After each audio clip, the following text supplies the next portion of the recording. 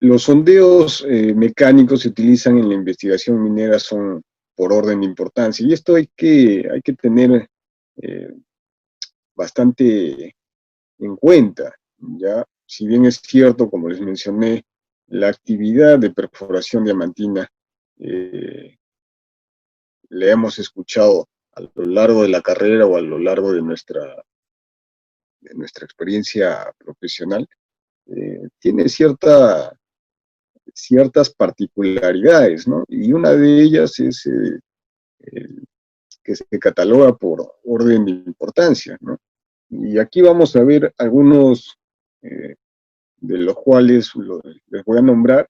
Es el sondeo a rotación con recuperación de testigo, que es uno de los más importantes.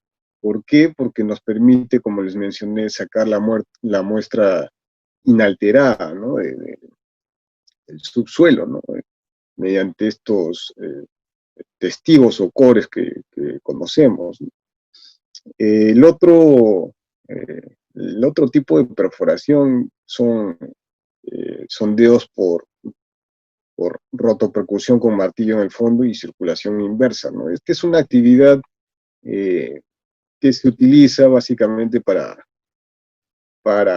verificar, ¿no? O sea, si bien es cierto, también se puede realizar el oveo de este tipo de perforación, pero el oveo es distinto, ¿no? En la primera vamos a tener la muestra o el core inalterado, no vamos a poder tener mucho más detalle de, de la roca, ¿no? Cómo es que se encuentra en el subsuelo. En cambio, con circulación inversa, te va a arrojar detritos, ¿no? ¿Se puede loguear? Sí, se puede loguear, pero es una técnica distinta, ¿no? Al logueo convencional. Y obviamente es un poco más complejo poder eh, determinar ciertas particularidades, ¿no? Del macizo rocoso, de la roca, ¿no? Bien, seguimos con los sondeos a rotación helicoidal con barrenos continuos normales, son huecos, ¿no?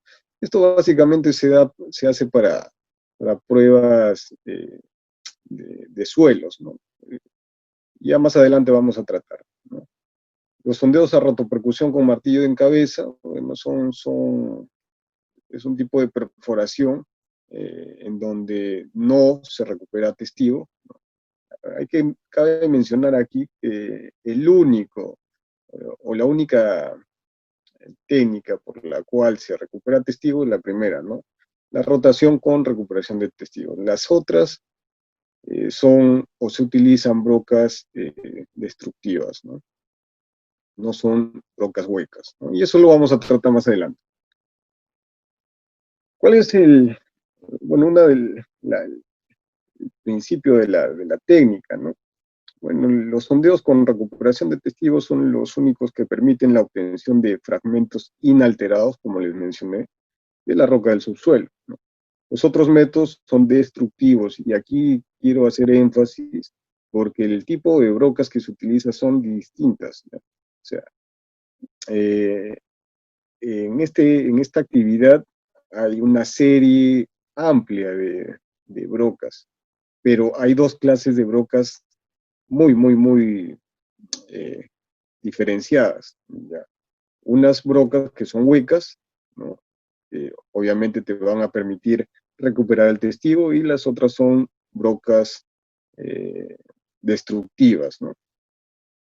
En el curso que vamos a dictar mañana, en el curso taller, ahí vamos a hablar con mucho más detalle y voy a proyectar una serie de fotografías para que ustedes tengan en cuenta esto, ¿no? Pero es bueno que ustedes eh, tengan en claro y tengan en mente que hay brocas destructivas, es decir, no te arroja el testigo, ¿no? Simplemente te va a arrojar detritus, y las huecas que sí, pues no te va a almacenar el cobre o el testigo, ¿no? En la imagen vemos, en la margen derecha, cómo es que te arroja el testigo, ¿no? Y en la parte izquierda pueden ver detritus, ¿no? Que es producto de estas brocas destructivas, ¿no?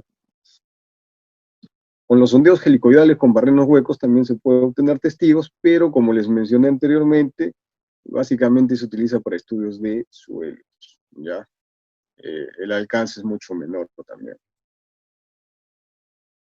Bien, entonces vamos a ver cómo es que se dan estos sondeos con recuperación de testigo, o qué, a qué viene, a qué se le llama, pues, ¿no? Y cómo es que se realiza toda esta actividad, ¿no? De, de hacer sondeos con recuperación de testigos. Básicamente esta actividad se utiliza para, en, en la exploración, ¿ya? Porque es muy importante eh, para los geólogos determinar las características, ¿no? de la roca, ¿no? Entonces, netamente se utiliza para eso. Bien, un equipo de perforación de sondeos con recuperación de testigo consta de lo siguiente: la sonda, que es la máquina y el conjunto de elementos mecánicos necesarios para realizar las fuerzas de empuje y la rotación, así como suministrar el fluido de perforación que se necesita durante esta actividad, pues, ¿no? Entonces, son dos aspectos importantes: la sonda, que es la máquina, y la sarta de perforación, que viene a ser toda la tubería que se va a adentrar conforme va avanzando la perforación del pozo, ¿no? Entonces, sonda es la máquina y el conjunto de elementos mecánicos. Y la sarta de perforación es toda la tubería que va a entrar. Ya, eso hay que tenerlo bien en claro. Entonces, en la imagen, si ustedes se percatan y tienen buena visibilidad, van a notar, ¿no? En la parte central se ve la sonda, ¿no? Que es la máquina y todo el conjunto de elementos mecánicos, ¿no? Y en la margen inferior izquierda pueden ver el apilamiento de tuberías, ¿no? Viene a ser la sarta de perforación. ¿Ya? Los componentes. Bien, bueno, los componentes eh, está dado por la unidad de potencia, una unidad de rotación, ¿no? Que es la que va a permitir que se haga esta actividad. El sistema hidráulico, comando principal, mediante el cual el perforista va a accionar, ¿no? su, o va a utilizar sus parámetros, ¿no? de avance, el empuje, etc., ¿no? El bastidor rotorrediosaje, la bomba de agua, donde vamos a poder mezclar los aditivos, ¿no? Entonces ahí en las imágenes podemos ver, ¿no? Tanto en superficie como en subterráneo. Los componentes van a ser los mismos. Ambos van a tener su unidad de potencia, su unidad de rotación, sistema hidráulico, comando principal, mediante donde el maestro perforista va a accionar pues toda estos, eh, estos parámetros, pues, ¿no? De empuje, de rotación y todo esto, ¿no?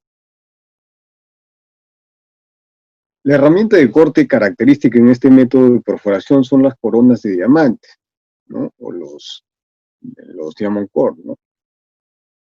Las coronas van montadas en el extremo del tubo y junto con otros elementos forman la batería de perforación, ¿no? Lo que comúnmente se llama como el barrel, ¿no? El core barrel. Entonces, acoplado a esto va a ir la broca, ¿ya? Mediante rotación, ¿no? Y empuje va a ser, eh, o va a cortar la roca, ¿no? Y pudiendo extraer el testigo, pues, ¿no?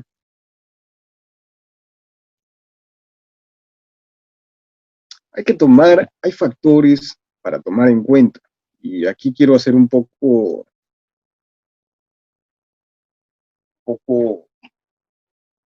más explícito, ¿ya? Esta actividad no simplemente se trata de, de cortar la roca y hacer un pozo en el subsuelo, ¿sí? O sea, hay varios factores para tomar en cuenta. Y es muy interesante, ¿no? A veces, como geólogos o como perforistas, como maestro perforista, desconocemos esto y simplemente nos basamos en que me den un tipo de broca, una serie de broca, para un terreno muy fracturado, para un terreno compacto, semifracturado, y simplemente opero mi máquina y nada más, ¿no? Si nosotros queremos eh, economizar o queremos reducir costos, tenemos que ver una serie de factores, ¿no? Que mañana en el curso les voy a explicar a detalle. ¿Sí? O sea, no se trata simplemente de pedir una serie de broca y con saber si voy a perforar o voy a atravesar un terreno compacto, o semifracturado y muy fracturado, ¿no? No basta con eso, ¿no? Entonces, hay muchos factores. Una de ellas es la línea de perforación, ¿no?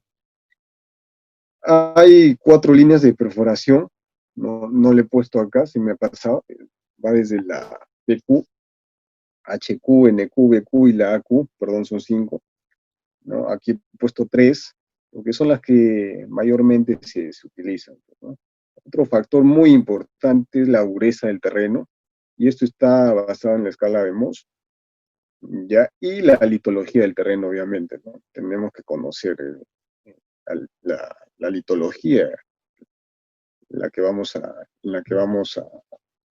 perforar, ¿no? Entonces, son factores muy importantes que deberíamos saber y dar a conocer al perforista, ¿no? Y en realidad a todo el equipo de perforación, ¿no?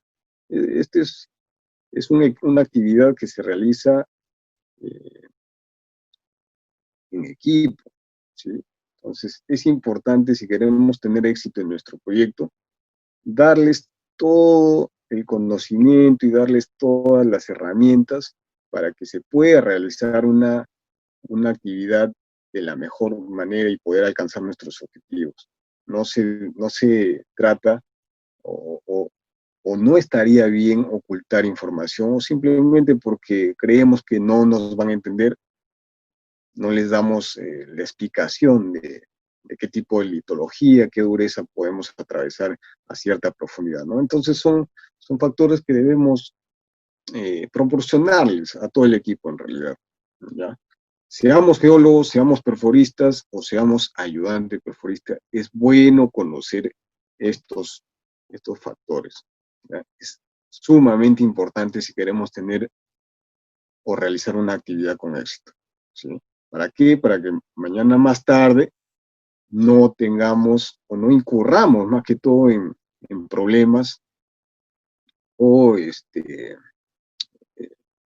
accidentes, ¿no? No, no queremos perder el pozo, no vayamos a, a,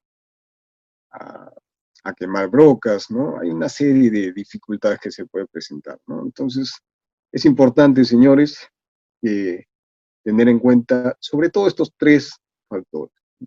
¿Con qué línea de perforación se va a perforar? La dureza del terreno, ¿no? Que está basada en la escala de Mohs, y la litología del terreno, ¿ya? Eh, Sería bueno, y desde acá les hago la invitación para que se puedan unir al curso taller que vamos a ver mañana, que vamos a tratar mañana. Un tema bastante interesante y complejo, como les digo. Eh, Muchas veces esta actividad se ve de manera superflua, ¿no? Pero tiene muchas particularidades si queremos llegar a nuestros objetivos con éxito, pues, ¿no? Entonces, bien, seguimos. La sonda ejerce las fuerzas de empuje y rotación a través del varillaje hasta la batería, donde la corona de diamante va cortando la roca, ¿no? El corte producido por la corona da lugar a un ripio fino que es extraído en forma de lodo mediante la inyección del fluido de perforación por dentro del varillaje. La porción de roca cortada que se va introduciendo dentro del tubo interior es lo que comúnmente se le llama tubo portatestigos, ¿no? Quedando almacenada de forma de cilindro, ¿no? Lo que nosotros conocemos como el core. Ahí vemos una imagen de cómo es que sale la muestra, pues, ¿no? De forma cilíndrica. Cada vez que el tubo portatestigo se llena, hay que extraer toda la sarta para vaciarlo. El testigo se saca en el mismo orden que viene dentro del tubo y se va almacenando en cajas destinadas a tal fin, ¿no? Así como les mencioné que había varios tipos de línea, ¿no? En realidad son 5 tipos de línea, también existen cajas para almacenar estas muestras según sea la línea que estemos perforando, ¿sí? Es decir, si estamos perforando con una línea HQ, va a tener unas 4 canaletas, cada una de 1 metro. Entonces, cada caja podrá almacenar 4 metros, ¿no? Si es NQ, va a almacenar 5 metros, y si es HQ, 4 metros, ¿no? De acuerdo a la línea, ¿no? Entonces, de acuerdo a la línea, también existen cajas para colocar estos testigos, ¿no? Y la forma correcta de colocarlas es de izquierda a derecha, de abajo hacia arriba, como indica ahí la flecha, ¿no? Todo tiene un procedimiento que seguir, ¿sí? Y un orden. No simplemente se extrae la muestra y se coloca a diestra y siniestra, ¿no? Tiene un orden. Entonces, siempre de izquierda a derecha, de abajo a arriba, ¿no?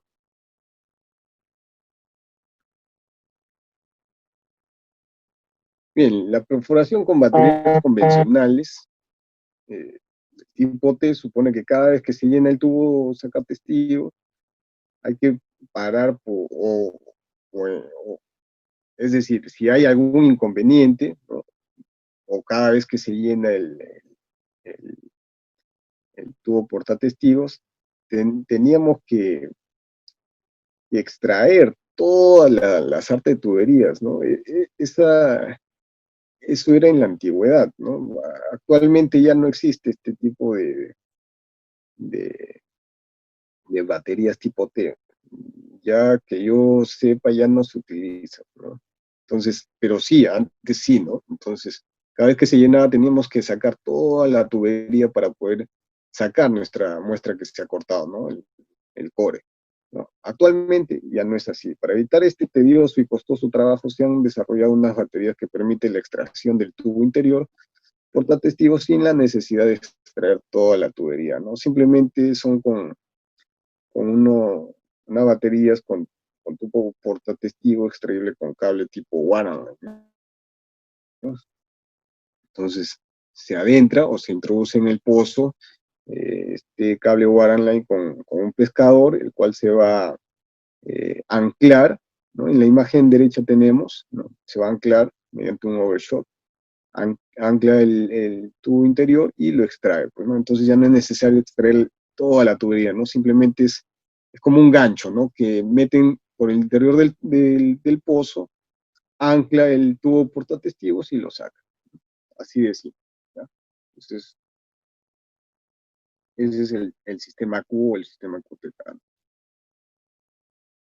Cuando se realiza esta operación, ¿no?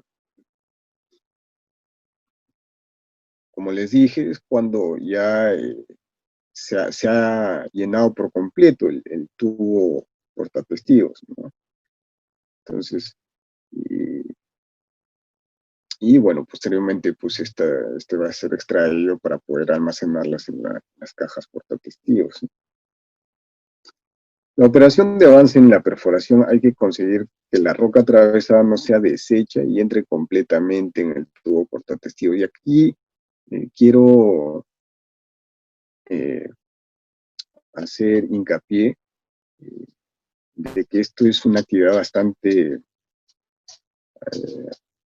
una tarea bastante importante, porque muchas veces al momento de extraer este tubo interior con la muestra, eh, sufren golpes o caída, ¿no? Del tubo, haciendo que la muestra se pierda. Si bien es cierto, no se pierde todo, pero el simple hecho de que se pierda 5 centímetros, 6 centímetros, ya puede arrojar eh, una falsa información, ¿no? Entonces, esta actividad hay que realizarla con mucho cuidado, con mucho cuidado. Para indicar las pérdidas de material en la perforación se va controlando la recuperación de testigo en cada maniobra realizada, que es el porcentaje de testigo obtenido en relación al avance total de la maniobra, ¿no?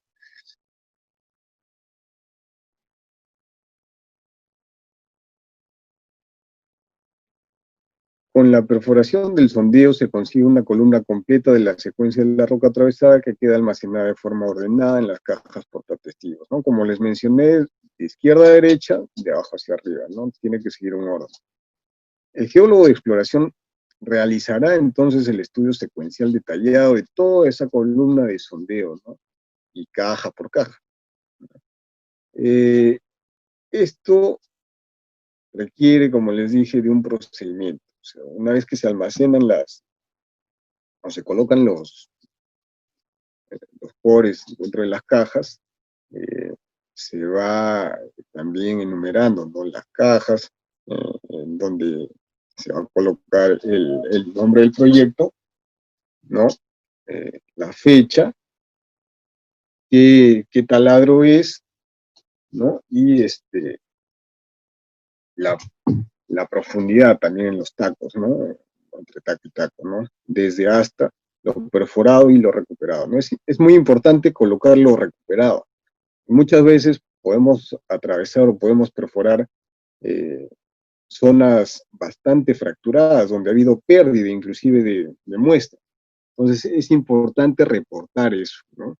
¿Y cómo lo vamos a hacer? En los tacos. En los tacos se va a colocar.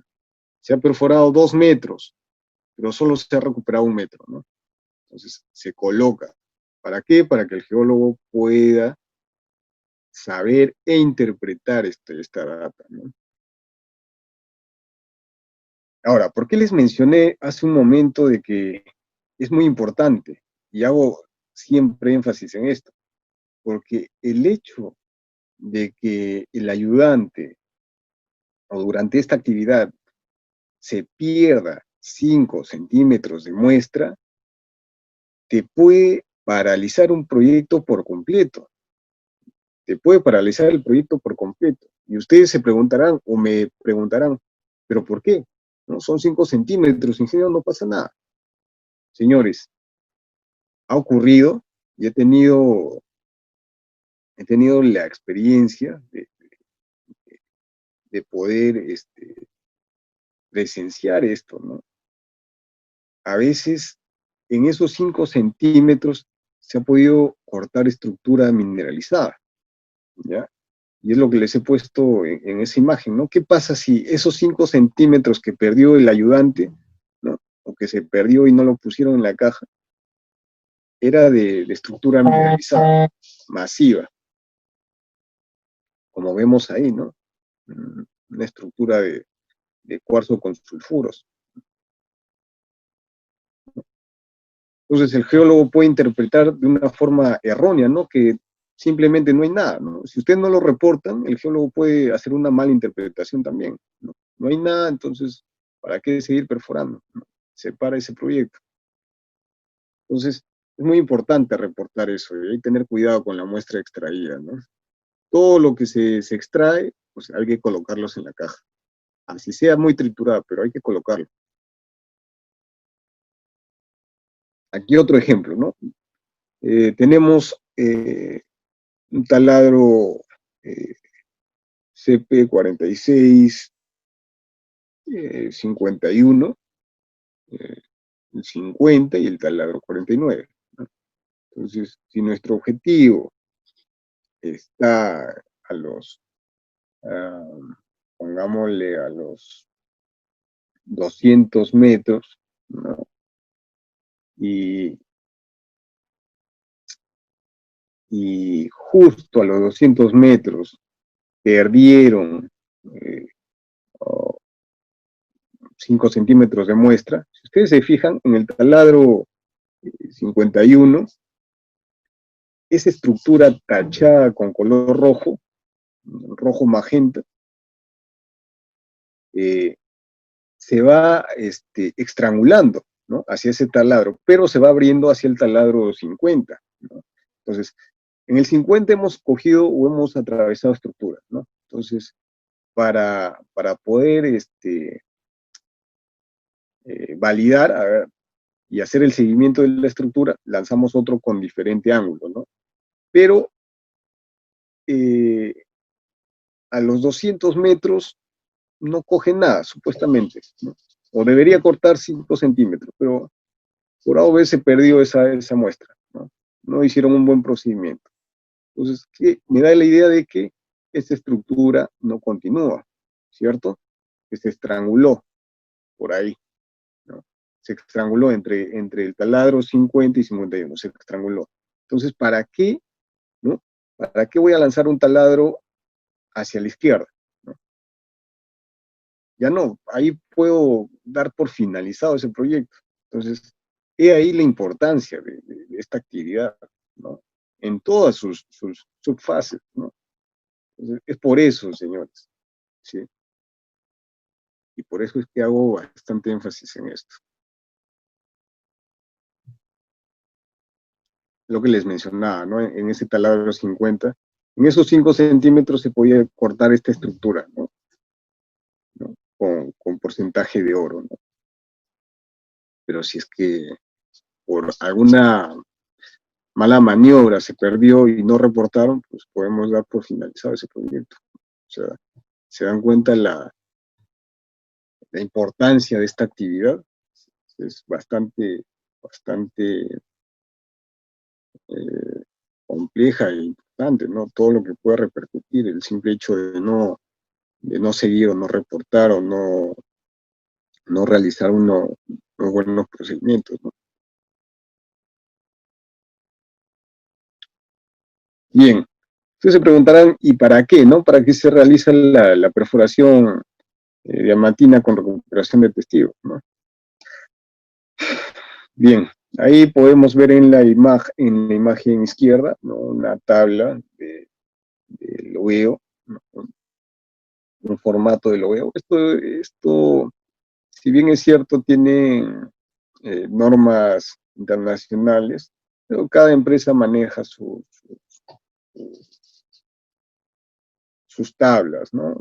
Pero sí va a seguir un orden, como les digo, siempre se va a empezar a describir el, eh, el aspecto litológico, la condición estructural, ¿no? La mineralización y la alteración y la mineralización al final, ¿no? Entonces, es una secuencia que sí o sí se tiene que seguir, ¿no?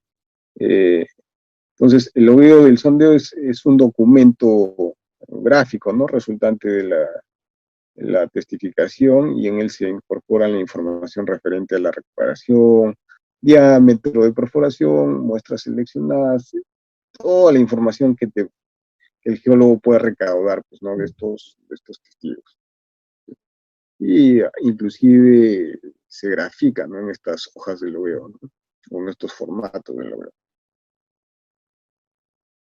La preparación de la muestra es un tema clave en la investigación con sondeos, pues se dispone de una realidad, aunque puntual, del yacimiento detectado, ¿no? Es cierto, ¿no? Eh, el tramo mineralizado delimitado en la testificación se subdivide en tramos cortos de longitud uniforme, de forma que los resultados analíticos de cada muestra quedan referidos en un patrón constante de longitud. La longitud de los tramos dependerá del grado de la irregularidad en la distribución de mineral y del detalle con el que pretenda conocerlo. Entonces, las muestras o la toma de muestras también es un aspecto bastante importante, eh, eh, y ya se verá en otra oportunidad, porque es un tema también bastante amplio e importante, ¿no? No simplemente se corta por cortar, hay que tener eh, una base bastante sólida para poder realizar esta preparación de muestras. Bien, ingeniero, y una vez que se realiza esta actividad, se sacan los cores, los testigos, ahí queda, se lo bota, ¿cómo es? No, señores. No. Los testigos se cortan longitudinalmente por la mitad, trozo a trozo, muestra a muestra, destinándose una mitad al análisis y la otra mitad se deja en su caja para posteriores necesidades, ¿sí? De acuerdo a ley, el Estado es dueño de la mitad de lo extraído, ¿no? Del testigo, ¿no? Para información de ellos, ¿no? Entonces, esa mitad que nosotros designábamos para análisis, para la muestra y otra serie de estudios, si bien es cierto, eso se designa para recaudar nuestra información, pero la otra mitad se va a tener que ir a almacenar. ¿Y a dónde se almacena? En unas salas o en unos almacenes eh, acondicionados específicamente para contener estas cajas con estos testigos, ¿no? Bueno, con la mitad de testigos, ¿no? Y eso se le conoce como el cold shot, ¿no? Entonces, ahí va a estar almacenado todas las muestras extraídas en las diferentes campañas que pueda tener un proyecto, ¿ya? Entonces, eso es el cold shot. No se bota, no se lo llevan a su casa. Esto tiene que estar almacenado en un cold shot.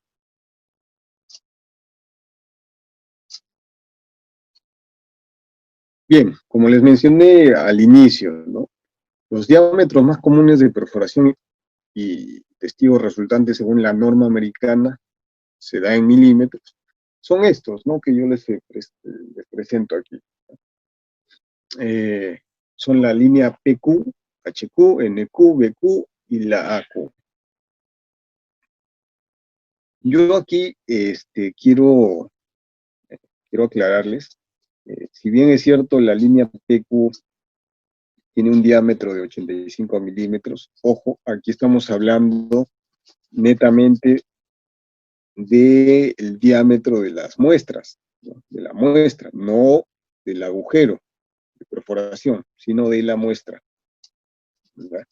Ustedes me dirán, ingeniero, pero si ese es el diámetro de la muestra, ¿cuál sería el diámetro del pozo o del agujero? ¿No?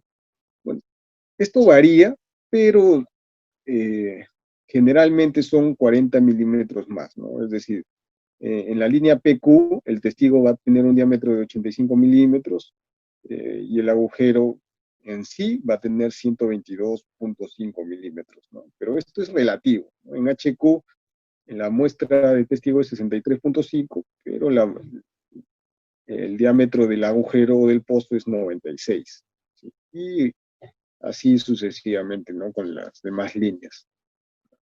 Entonces, ustedes se preguntarán, ¿y por qué tanta variedad de- de líneas de perforación? En base una al costo, ¿no? Al costo y a la profundidad que queremos alcanzar, ¿no? Con esta perforación, con esta actividad, ¿ya? Entonces está en base a eso, ¿no? Uno es el costo, definitivamente, y el alcance o la profundidad a la que queremos llegar. Bueno, aquí les presento algunos equipos de perforación que son distintos o difieren mucho los equipos utilizados tanto en superficie como en minas subterráneas, son distintos por las mismas condiciones que se presentan en cada una, ¿no? Aquí a grosso modo les explico de que los equipos a superficie son un poco más grandes, ¿no? Y aquí va, pues, no, según la potencia y la profundidad que queremos alcanzar, ¿no? Entonces, una HTM puede perforar en HQ hasta los 900 metros y en NQ puede llegar a los 1500, BQ 36.5, ¿no?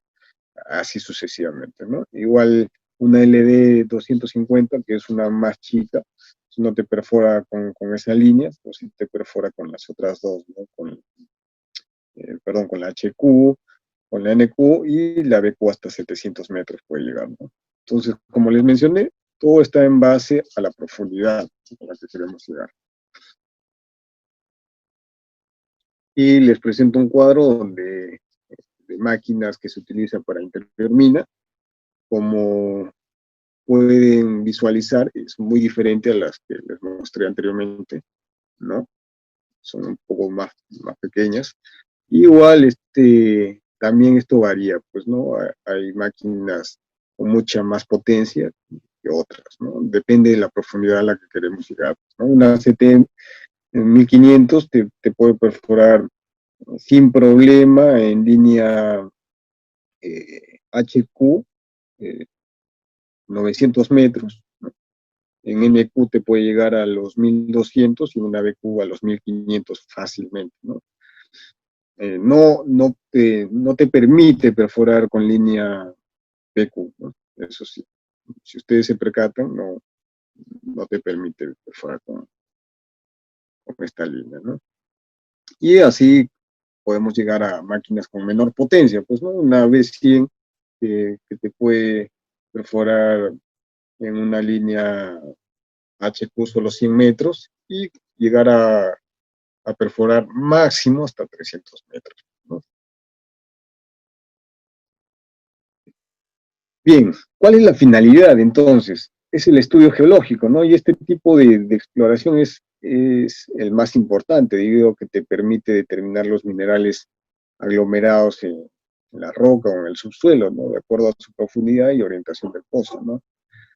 Ya sea negativa, positiva u horizontal, ¿no? Generalmente los pozos de perforación son muy profundos, eh, de 0 a 1800 metros. Si son pozos eh, de exploración, son mucho más profundos todavía. Te permite el uso de fluidos de perforación durante el proceso operativo y está enfocado a proyectos de exploración inicial, como les mencioné, proyectos de expansión o seguimiento de vetas o de algún tipo de estructura, ¿no? Mineral. El otro tipo o la otra aplicación es, o el otro estudio que podemos realizar con esta actividad de la perforación es el estudio geotécnico, ¿no? O sea, el principal es el geológico, pero también se realizan estudios geotécnicos, ¿no? Y este tipo de exploración está dirigida a determinar netamente propiedades mecánicas del terreno, ¿no? De acuerdo a su profundidad, es decir, si está muy fracturado, si está fracturado, si estamos atravesando una zona de falla, ¿no? Una zona de brecha, ¿no? Ya netamente está orientado a determinar propiedades mecánicas del terreno, ¿no?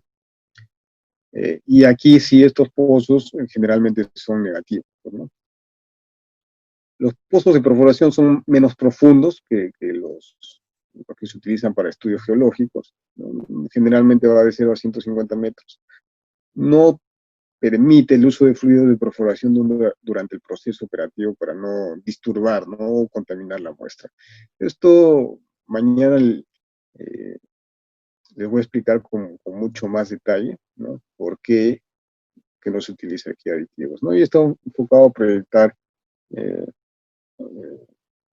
generalmente a proyectos de obra civil, pues, ¿no? Cimentaciones y todo esto. Bien, existe otro tipo de perforación, que es la perforación con circulación inversa, ¿no? Son sondeos mecánicos utilizados en la investigación minera, ¿no? Realizados a rotopercusión con martillo en el fondo y circulación inversa con tubería de doble pared, ¿no? Eh, el proceso es, es muy distinto y les voy a mostrar en una lámina más adelante cómo es que se inyecta aquí el aire. No es como en el anterior que va por el interior del tubo, ¿no? Es al contrario, aquí va por los costados, ¿no? Por las aristas y te empuja los detritus al interior del tubo, ¿no? Extraño. Los sondajes de circulación inversa requieren de un compresor de gran capacidad cuya función es la de inyectar aire comprimido para accionar el martillo en el fondo neumático y después barrer los detritus y extraerlos desde el fondo del sondeo, es lo que les mencioné, ¿no?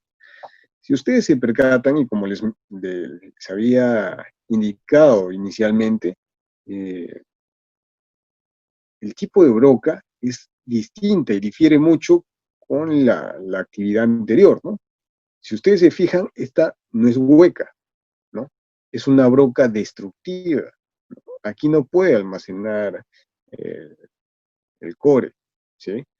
En la imagen inferior derecha es donde se muestra, ¿no? Entonces, eh, todo, todos los detritus van a ser extraídos mediante estos dos hoyuelos que existen en la parte frontal, ¿no? Que van hacia el interior de la tubería, ¿no?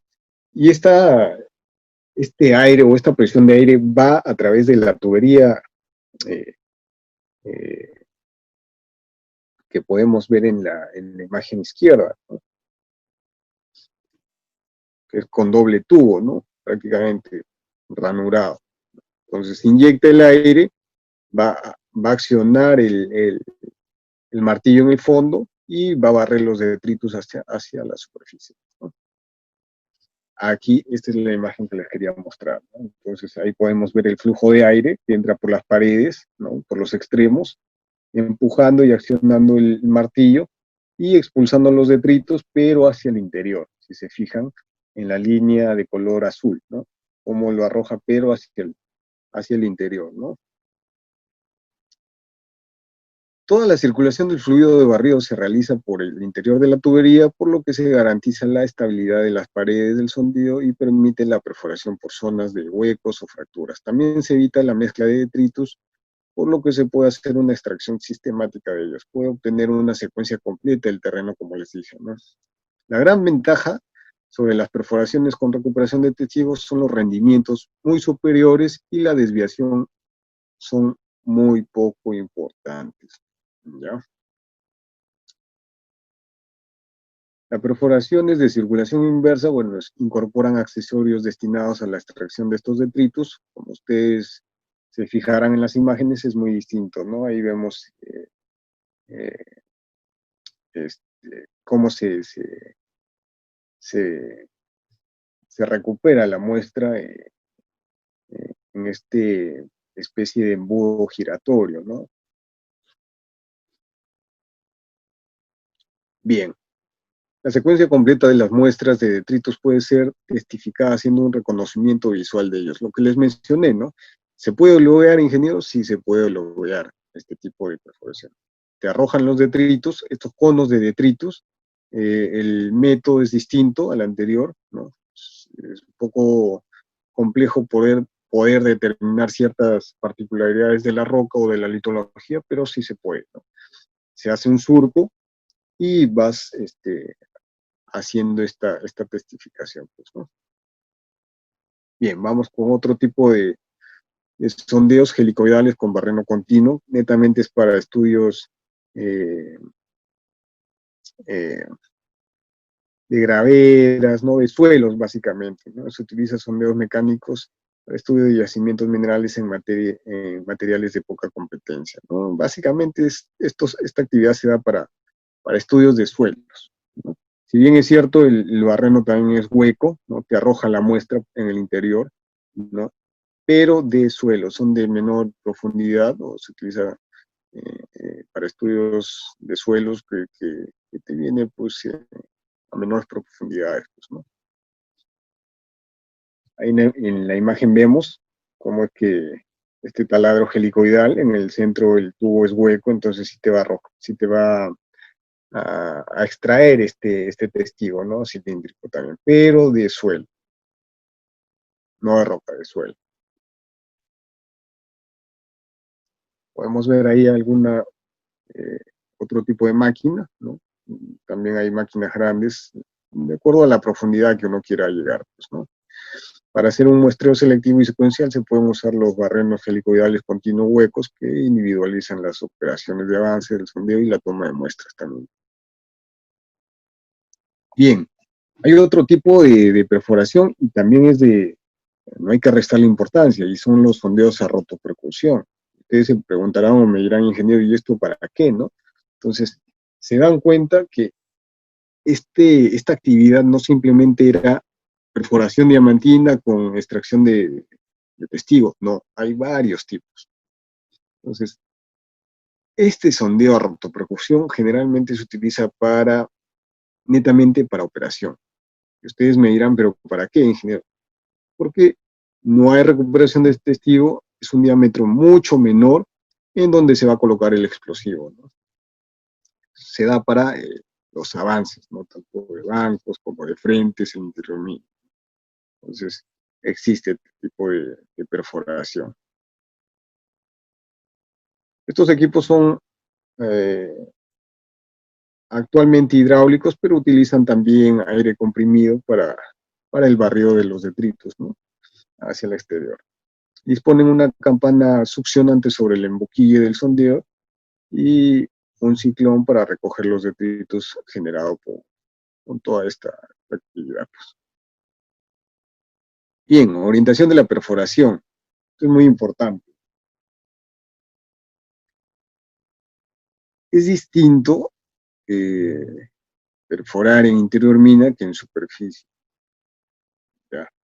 Y la orientación, ustedes si han trabajado en mina subterránea, vamos a poder obtener unos rangos mucho más amplios de perforación, es decir, podemos perforar tanto talados positivos como horizontales y negativos, ¿no? Lo que no se puede hacer eh, en minería a tajo abierto, ¿no? Y es lo que eh, les quería mencionar. La orientación de la perforación interior mina, y acá en la imagen está claramente explicada, ¿no? Se puede realizar tanto en positivo como en negativo y horizontal, ¿no? Y, y ustedes me dirán, ¿es lo mismo, ingeniero? La actividad es la misma, pero se utilizan ciertos parámetros, ¿ya? Si, si se va a perforar de forma positiva o se va a realizar talados positivos, pues el pescador y el cabezal van a ser hidráulicos, ¿sí? Es decir, necesitamos un pescador hidráulico, ¿para qué? Para que te accione eh, con esta fuerza hidráulica y no haga que caiga por gravedad, ¿sí? Entonces, esto te va a mantener al tope del pozo, accionando y realizando la actividad de corte, ¿no? En cambio, si es un taladro negativo, no es necesario utilizar pescador y cabezal mecánico, ¿no? ¿Por qué? Porque simplemente por la gravedad y el peso te va, o se va, o va a tender a ir hacia el fondo del pozo, pues, ¿no? Por la gravedad. Entonces es diferente. Simplemente porque se utiliza pescador hidráulico en uno y en el otro, pues un pescador mecánico simplemente, ¿no? Como les mencioné, en minería superficial es distinto. No todos los taladros van a ser negativos, ¿no? No va a haber taladros en positivo. Bien, la orientación de la perforación. Para realizar los sondeos verticales, ojo, hay sondeos verticales, hay sondeos inclinados, ¿no? Que básicamente tienen el mismo procedimiento, no varían en ciertos aspectos que ya les voy a mencionar ahora mismo, ¿no? Entonces, para realizar sondeos verticales bastará con posicionar la sonda sobre el punto a perforar, es decir, la máquina sobre el punto a perforar, equilibrarla, ojo, equilibrarla, los cuatro lados, fijarla bien, elevar la torre o mástil e iniciar la perforación, ¿no? Así, así. En el caso de sondeos inclinados, se deberá, uno, posicionar en el punto alineado con la dirección que se ha establecido, ¿no? Que el geólogo ha establecido o que topografía haya marcado, ¿no? Equilibrarla también, levantar el mástil, colocar el motor de rotación y empuje, también con la misma inclinación, pues, ¿no? Es decir, con qué orientación te ha dado, con qué azimut, ¿no? El dip y el azimut, ¿no? Para poder realizar este talado. Los sondeos de investigación minera se distribuyen formando perfiles, ¿no? Bien, o sea, ¿con qué finalidad se hace esta actividad de perforación? Porque nos van a proporcionar información, ¿no? Nos proporcionan información y el geólogo va a interpretar estos datos, ¿no? Distribuyendo en perfiles, ¿no? Es decir, a cierta profundidad, una cierta litología, una cierta estructura, y va modelando la estructura como es eh, o cómo se está presentando en el subsuelo, pues, ¿no? Para tener un mayor alcance, una idea más amplia. La tecnología desarrollada en el campo de perforación dirigida está ahorrando muchos metros de sondeo y con la consecuente reducción de costos en la investigación. Y esto es un tema muy interesante que actualmente se está dando en la mina Santander.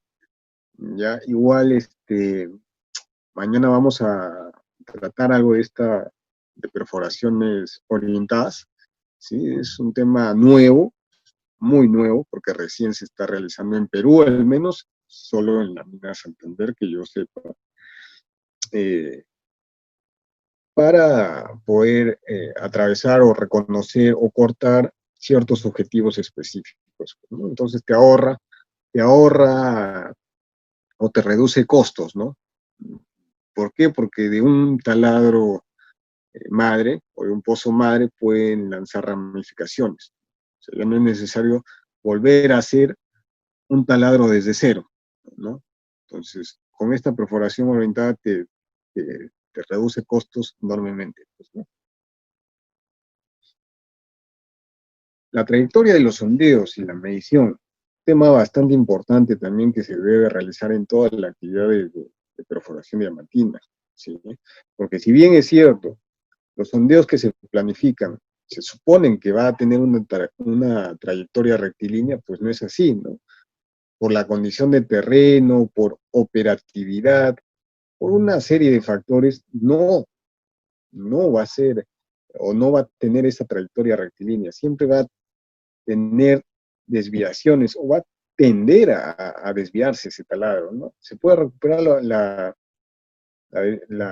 orientación? Sí, pero tiende a desviarse, ¿no?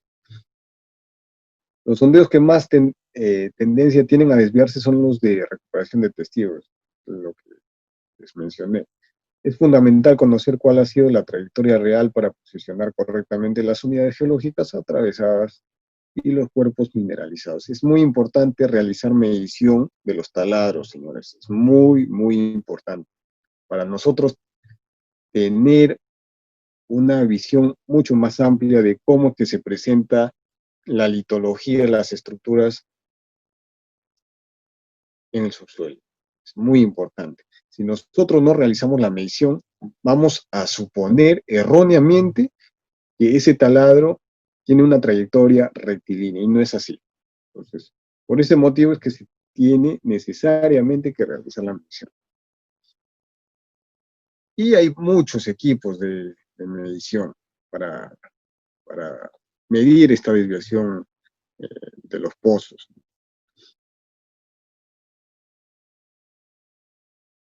Hay unos que utilizan métodos magnéticos, ¿no? Que son los más extendidos, ¿no? Están basados en brújulas o magnetómetros, ¿no? Hay otros ya ópticos, que son los que actualmente se utilizan, ¿no?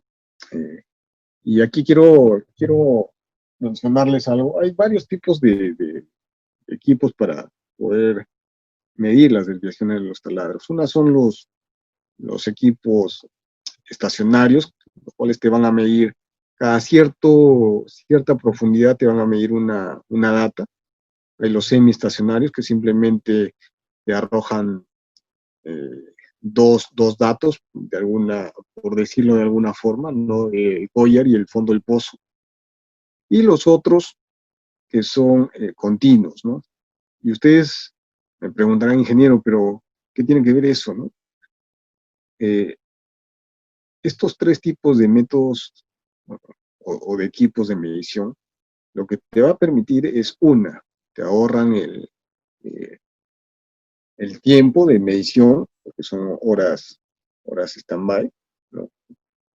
Los equipos estacionarios te va a llevar mucho más tiempo realizar la medición de desviación de un pozo, ¿no? Porque a cierta profundidad tienen que parar a realizar esta medición, ¿no? Entonces te va a demandar de mucho más tiempo, ¿no? Entonces, es así, señores. Bien, entonces, ya estamos próximos a culminar. Es muy importante, señores, que ustedes tengan presente la planificación de la campaña de perforación está realizada en equipo. Seamos geólogos, seamos perforistas, seamos ayudante perforista, seamos técnicos, todo, todo se realiza en equipo. Y todo tenemos que dar a informar, ¿sí? El geólogo tiene que proporcionarles la información necesaria, tiene que decirles a qué profundidad van a cortar una determinada litología, o a qué profundidad va a haber un cambio de litología, o va a haber dificultades, ¿no? Para poder nosotros prevenir, ¿no? Y no poder perder ese pozo y poder atravesar esa zona complicada sin problema, ¿no? Entonces, es muy importante, señores, el trabajo se realice en equipo. Entonces, eh, no hay que guardarnos información, ¿sí? Y aquí les he puesto el triángulo del éxito en la perforación. Si queremos llegar a tener éxito, estos son los tres pilares, ¿no? Uno es la máquina, es decir, necesariamente tienen que proporcionar una buena máquina, ¿no? Para alcanzar el objetivo, ¿no? Una máquina con la potencia adecuada, ¿no? Que el operador sea conocedor, ¿no? Tenga sus años de experiencia y utilizar buenos lodos. De nada sirve tener una máquina súper potente, muy potente, si el operador desconoce, ¿sí? O de nada sirve tener un operador con muchos años de experiencia y que no le brinden la herramienta necesaria, ¿no? Con una máquina que no preste estas condiciones, ¿no? Entonces, este es el triángulo del éxito, señores. ¿Sí? Estos, estos tres eh, son muy importantes para poder alcanzar el éxito en la perforación.